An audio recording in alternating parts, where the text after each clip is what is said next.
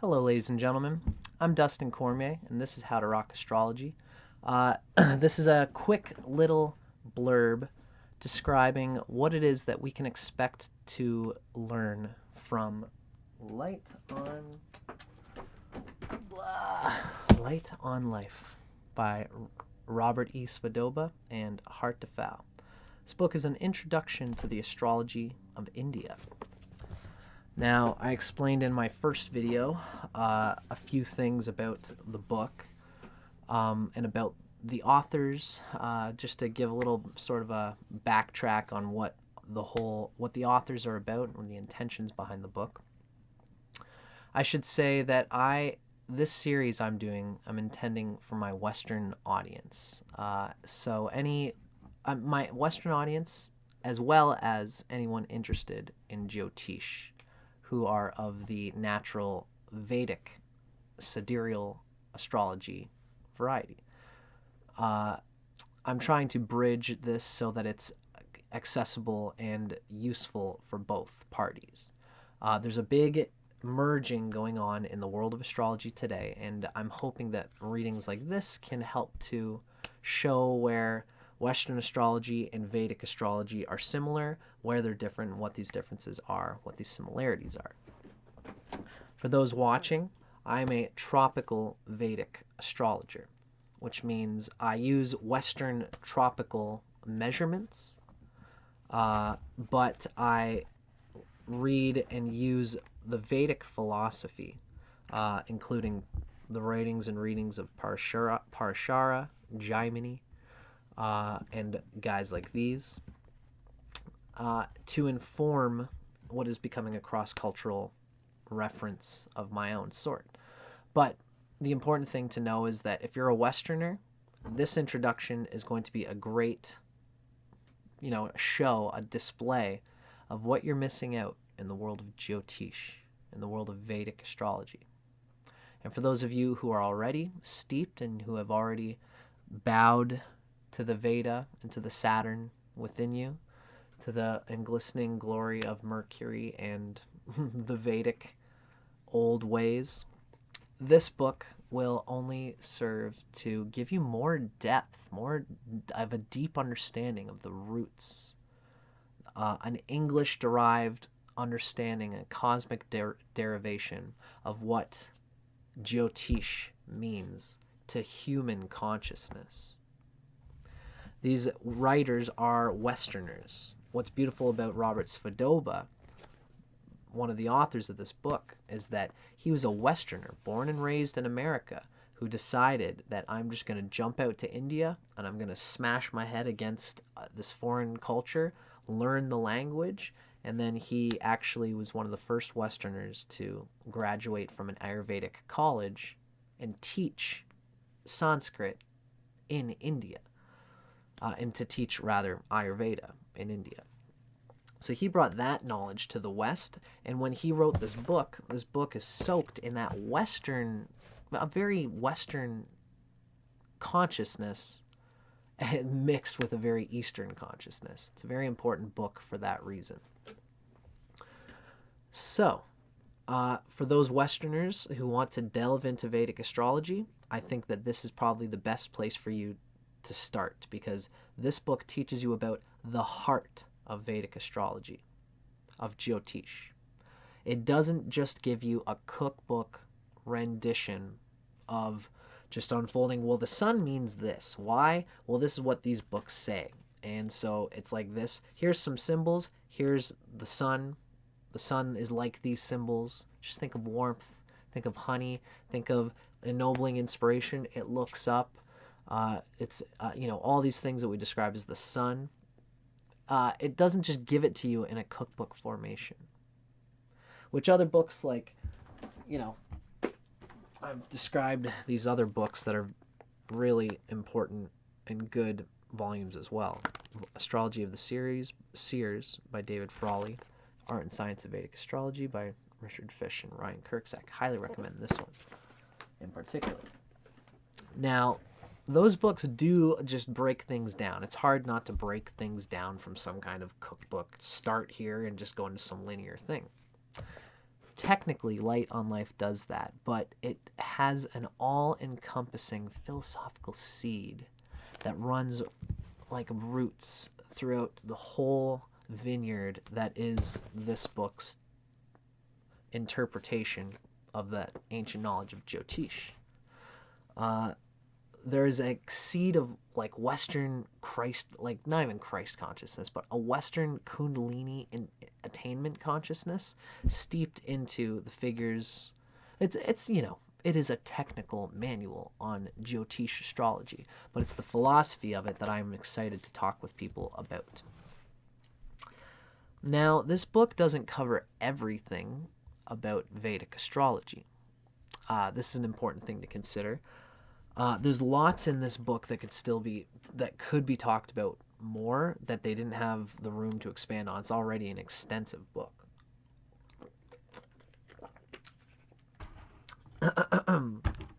It doesn't talk about Shadbala, which is very important. But Shadbala, there's so much to learn about it. It would take a book unto itself. It doesn't mention Jaimini, and that's something that I would recommend that you think about as a person who's getting into this consciousness. And it also doesn't talk about the Vargas. Those are the three things that this book doesn't really get into. And, I think that I just wanted to give that as a caveat, because those are kind of more intermediate sort of techniques anyway, although they're very important. I just wanted to say that. But this book, again, it does introduce the heart of Jyotish to the reader, philosophically as well as the basics. It gets into planetary lords. He has a wonderful description of what karmas are. The nature of unfixed karmas, adrida karmas, and fixed karmas, drida, I believe is the word. And he talks about the conversation that our melty, unfixed karmas are having with the deeply fixed karmas that we have an impossible time letting go of, that are just parts of the elements of the consciousness that will always make us up, no matter what family we have, no matter what.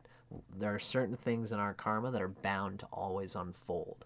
And this life presents new opportunities, new things, new paths, which a person with ripe karma could adventure to express and employ and try out if their karma is ripe enough to taste the dharma of the suffering and the time spent making this life a confrontation with that fixed karma. And that makes it finally, after a long time, makes it suddenly unfixed and makes us have to deal with it in a new way. The book kind of explains karma from this very perfectly rounded end goal of what human consciousness is doing on this planet, on any planet. It's a beautiful description of how life can be tough, but if seen in the right light, can be seen as a necessary sculpting process for what our avataric consciousness is looking to embody on this planet. Anyway, I could talk psychedelic for a long time, but I'm going to try and stick to, what we're talking about here. The book fluently explains, one thing that I think is very important is that this book really fluently explains what are called dashas, mahadashas.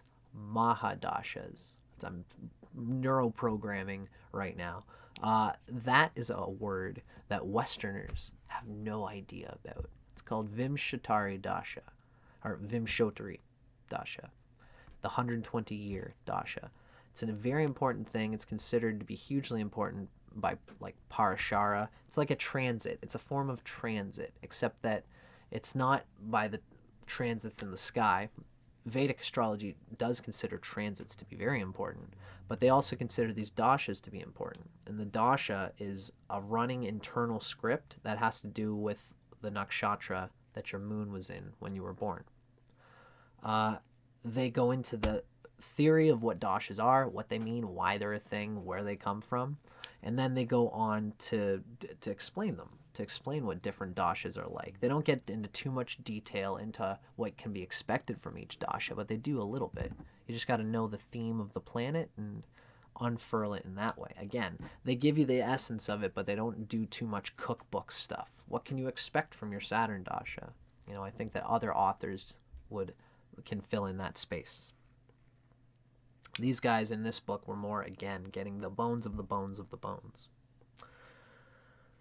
They speak of how planets are intrinsically connected to the signs and houses through mula trikona being like the essence root of a sign and of a planet, rather. For example, the mula trikona of Jupiter is Sagittarius. The mula trikona of the Sun is Leo.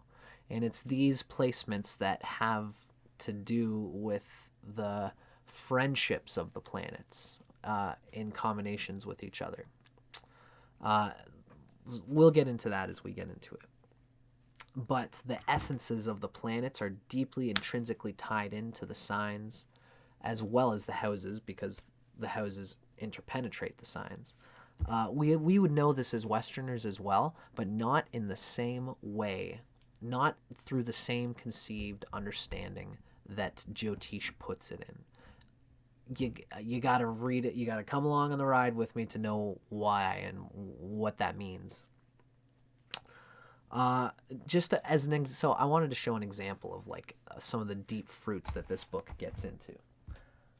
The real exciting bit is really what I'm going to spend a lot of time on at the start, is just talking about the philosophy of Jyotish, unfolding in real cool examples of concrete expressions in the particular mystical and yet firmly technical language that only Svodoba and Hart to Fouw can pull off in the way that they do.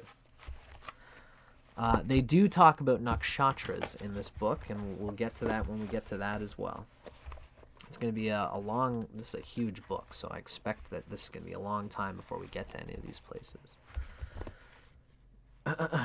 Just as an example of some of the richness that this book gives that Westerners have typically no idea of, is the house lordship.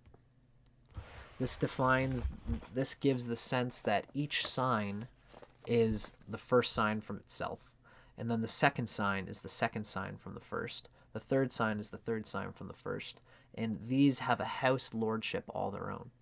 House cusps are their own thing that, look up on my channel.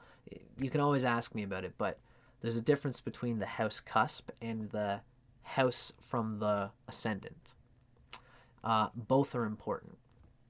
To give you a vague glimpse of it, I would say that, if you're a Sagittarius rising, Scorpio is always going to be your second house and your second lord. Mars carries second house energy.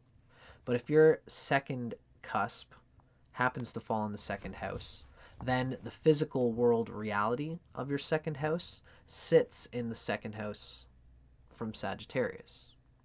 So if your second house cusp falls in Capricorn, that's natural. The sign of Capricorn holds the second cusp in that situation. Now you can also have it where the third house cusp also falls in Capricorn for Sagittarius rising. In that case, Aquarius is still the third house, but the second house, Capricorn, holds the second cusp as well as the third house cusp, which means that the activities of the third cusp are going to express themselves through the second house from Sagittarius, which is Capricorn. So Capricorn is going to hold second house energy naturally, but also because the second house cusp is there. And Capricorn is also going to hold third house cusp energy. Then the third house Aquarius might not have any cusps in it at all, but it's still a blend. It's still the third house. So third house themes in that case would have to be blended between Aquarius and Capricorn. That's my understanding of the cusps in a nutshell. I digress. Look up other videos. I just wanted to make that pinpointed, but I have other videos describing that in greater detail.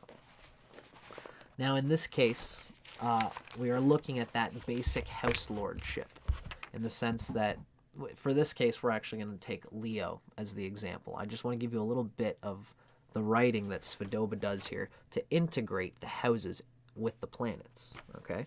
And we can see here there's a little chart of Leo Lagna, meaning Leo rising. I'm trying to get it adjusted properly.